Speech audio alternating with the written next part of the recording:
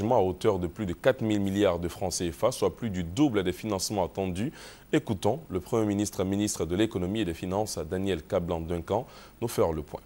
Effectivement, nous sommes venus avec le président de la République, son excellent Alassane Ouattara, pour participer à ce qu'on appelle le groupe consultatif, qui est un forum qui se tient à la Banque mondiale et qui a pour objectif de mobiliser des ressources à la fois publiques et privées pour financer le développement.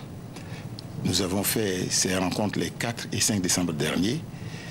Au niveau public, puisque c'était la première réunion la plus importante, nous devions mobiliser 4 milliards de dollars et nous avons mobilisé 8,6 milliards de dollars. Vous voyez que nous avons plus que doublé.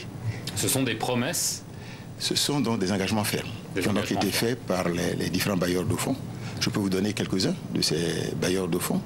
Par exemple, la Banque mondiale a décidé de financer à hauteur de 2 milliards de dollars, que la Banque africaine de développement a décidé de faire 1 milliard de dollars, et la Banque islamique de développement a décidé de faire 1 milliard de dollars.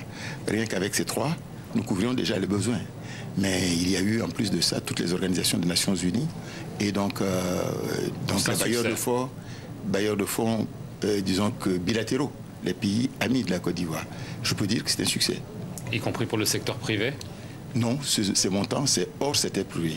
Mais est-ce qu'au niveau du secteur privé, vous avez eu une satisfaction similaire? Est-ce que vous pensez que le secteur privé est prêt à retourner massivement en Côte d'Ivoire?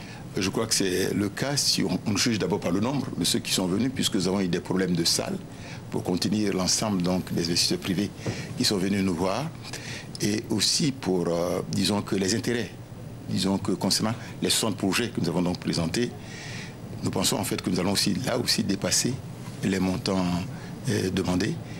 Et je dois dire d'ailleurs que les investisseurs privés sont allés au-delà, puisque certains ont proposé des projets qui n'étaient même pas inscrits, disons qu'à l'ordre du jour. Par exemple, certains ont proposé des raffineries à faire en Côte d'Ivoire.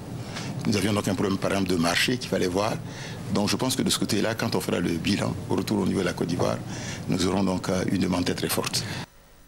Le Premier ministre Daniel Kablan-Duncan était l'invité de France 24.